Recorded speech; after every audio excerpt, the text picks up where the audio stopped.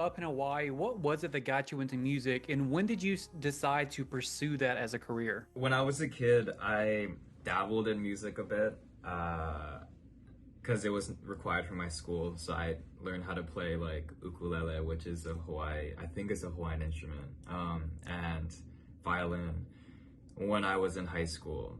But I never really thought that I would take music to be my profession in the future. I thought I was always very like pretty bad at music and I couldn't really sing. So it wasn't until I got this really random opportunity to move to Japan to join a talent agency and then start to train and actually learn how to sing and take it seriously. And that was when I really thought, okay, this can be like my profession and my career path, or somehow lead to my future career path. So I took it seriously then. I think that was about 16 years old was when I left Hawaii and then moved to Japan. And it was until then, once I was in Japan, then I thought, okay, I could like really take this seriously and like this could be my profession. Yeah. Following that timeline along, you got into intersection, but from joining the talent agency in Japan, how did you get into your first group? It was very out of nowhere. I was still living in Hawaii. I was a normal high school student, and my mom got this or found me this opportunity to, I guess, audition for this talent agency that was based in Japan, and they were hosting auditions in Hawaii.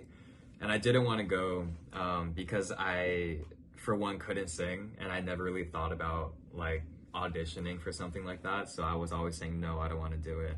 But my mom was super eager to have me just try. So she forced me to go to that audition and drove me there. And I was just like complaining the whole time because I was trying to sleep that morning. And then she woke me up to take me there.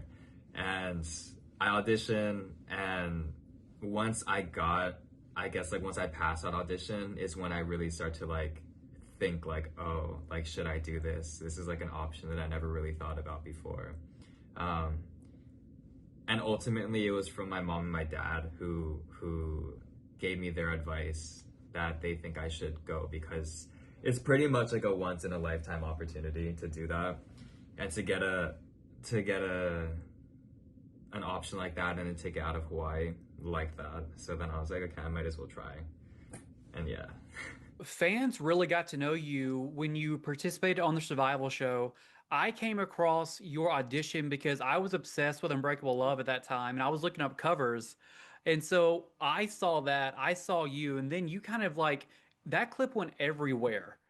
Just fans just sharing that clip of you performing. So how did you see kind of like your life change after, that audition kind of went everywhere? Yeah, I mean, I was pretty shocked because at that point in my life, I was contemplating, I think, going more towards fashion and not really continuing music and going to a separate college and or transferring colleges and then studying in New York and wanting to do fashion.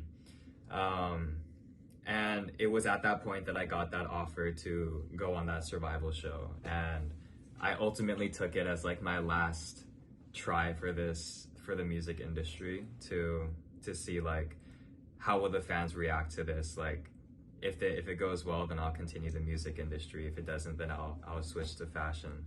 And somehow it went well. The audience reacted well to it. And I was super shocked because I've only been to China once for like a couple days before that one time, before that audition show. And I didn't know it would for one, I didn't know that show would get that big. And I didn't know the audience would react to foreigners like that as well. And I remember when I was learning all those Chinese songs, I would like really try to learn it, and I would like sing it every day and like listen to how they pronounce their words, and I would like learn it like it's just sounds to me rather than words. And I remember hearing like their director saying that it sounds like I can speak Chinese, but then once I spoke Chinese, that sounded really bad. But for some reason, when I sang it, it sounded like I could speak Chinese. So I thought that was super interesting, and that gave me motivation to continue to speak or sing Chinese and learn more Chinese songs. And yeah, to this day, I think that was just luck. I think that that was crazy, like how that all kind of blew up globally. Yeah, what's wild is I actually didn't realize you weren't Chinese until very much later on because I'd always Yeah. heard you sing that song and I've listened to Into One and everything, which I want to get into as well because obviously you succeeded on the show, making it into the group. But when you were, in your second group at this point, did you have that dream to go solo? Did you have that solo like dream at all at that point? When I was in Japan, like my group members even then would like talk about like solo stuff. So like even when we were in Japan, we would make our own music as well and share our own music.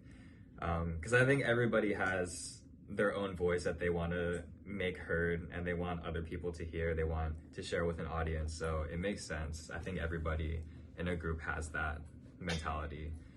Um, but I think once I went debuted into One, it wasn't necessarily like I want to go solo. I want like whatever. I think it was at that point it was such a new experience in my life where I was living in China and I've never lived in China before. I couldn't speak Chinese, and getting thrown into like a fast-paced industry like that. Because at that point, I think we had a lot of job opportunities. So we were like traveling to all these different cities, and it was the first time I experienced something like that where it's like no sleep and it's like go go go go go, and I was like, oh my gosh, this is crazy. So I was more just like learning how to balance all of that and balance what it's really like to be an in-demand artist at that point. That it was really hard for me to think like I want more. I want something solo. So I wasn't really dreaming for a solo career, but it was always in the back of my mind of if I could, like, how would I do it? What sound would I have? What strategy would I use? Because I think when I was in Japan, I already found like my sound of music because I started writing music when I was 18 years old. So I knew my sound of music, what kind of music I liked, and I knew that I liked fashion as well. So I think it kind of all just like worked out. When you're going from, the end of group activities to your solo career, how long did that take? Because I know it kind of all happened in 2023, correct? Was it easy for you to, finish group activities, go straight into solo activities? Yeah, I would say it was pretty easy, because it relates to what I just said, where um, I've been in groups for so long that I've always kind of like thought about what I can do solo. Um, and I already wrote my own music before that. So musically, I knew my own sound and music already, and I knew how I wanted to be perceived by an audience, what I wanted to write about, the sound that I want to express myself. And then when it came to fashion, I knew that I liked fashion, and I knew to an extent like what kind of fashion I liked, but I think now it's grew to a point where I wouldn't have thought I would wear all these things that I've worn so far, that I'd do all these things that I've done. But I think it was all like that seed was like in my head already before I went solo, and it was just like, how can I do this? How can I accomplish this? Once I became a solo artist, and I think it was fairly easy. I think the it really took off. I think like the end of the first year of me being solo, or the start of the second year of me being solo, where I really understood how to use fashion to my edge in the industry there, and also how to kind of balance myself with music as well. Yeah, and then with your EP Bleached, which really gave the fans like a look into the type of music that you want to kind of portray for yourself, But were you worried or apprehensive about jumping into this Mika style of music when fans were so used to hearing you in groups doing more, pop style? Not necessarily. I think my music is still kind of pop, but I wasn't worried because I remember when I was in all those groups, I had really strong ideas and opinions towards what kind of music we should do in order for us to like have more success or like to have like a hit song or whatever. Yeah, so because I always had that mindset, even when it came to my solo stuff, I already had a strong opinion of what I should do in order to like do well or to whatever. So it wasn't it wasn't hard. It wasn't really difficult for me. I wasn't worried. Because I think like I think about so many things. I kind of overthink a lot of things. So when I was in those groups, I would also think about my solo career. So just once it started, I felt like I already had everything like thought about and like my that whole path was already paved in my head. Looking back on that first album, now that you've had a couple of years since then, is there anything you would do differently with that first album, looking back at it now? Yeah, I think that I would have definitely made the meaning of it deeper and more detailed and actually have um, a concept. I thought about that bleached idea and topic really last minute, and I don't really think the songs related anything to that bleached topic itself, but I thought it was a really interesting topic. How I thought about that because once I moved to China and I went on that survival show, I like just before that cut my hair, like I buzz cut my hair and I started bleaching it. And from that moment it paid like that from then until now, the whole path I've been on. And I consider that as like when once I became bleached, where I feel like image wise I've been bleached. My hair has been bleached, but also I felt like um, the colors from the colors that I had when I was younger, I felt like also got bleached away as well. Um, just because I felt like maturing and also prioritizing work and everything, I think also did that to me. So it sums up a lot of different things, but I thought I could have definitely wrote more about that in my music, which I didn't. I feel like for any of the songs, so I think I definitely could have did that, and it would have been a lot more impactful. And I kind of think about that for like all my projects, like even Pretty Lies. I think it could have been a lot more um, surrounded about that like Pretty Lies idea. And then as we get into this year, you released Butterflies with 88 Rising, which may be one of my favorite songs. I've listened to that so many times. How did that Or collaborate? Yeah, how did that collaboration come about? It was very random. That I've always loved 88 Rising growing up. I think it was also, I don't know, I would consider them like a collective, I guess. And I've always, me and my old group Intersection would also look at them for inspiration and learn from them as well. And also, it was really, I don't know, it inspired me a lot because they also represent Asian people, and I am an Asian person, and I felt like living in the Asian market and working in the Asian market, it definitely inspired me that I could do something more and break borders. So getting that opportunity to work with them was crazy. And yeah, I think even like they have an artist called Sayak, and he has a song that I love. And Sayak actually worked on the song Butterflies, which I think is crazy. And I'm pretty much like a fan of him as well. So being able to sing a song that he also worked on, I think is insane. And I hope I can work with him in the future as well. And most recently, you released Escape.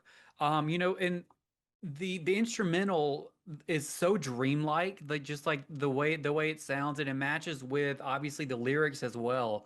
So tell me a little bit about the story of Escape and kind of like the meaning behind it. Yeah, so Escape was it's the first song of the 3-song trilogy that I have coming out, which basically depicts like my life story from um, being in Hawaii, wanting to leave Hawaii, and Escape is pretty much about that to the point I left Hawaii and moved to a big city and kind of encountering different obstacles there and realizing that it's not how I dreamed of, and it's actually a lot more lonesome and depressing.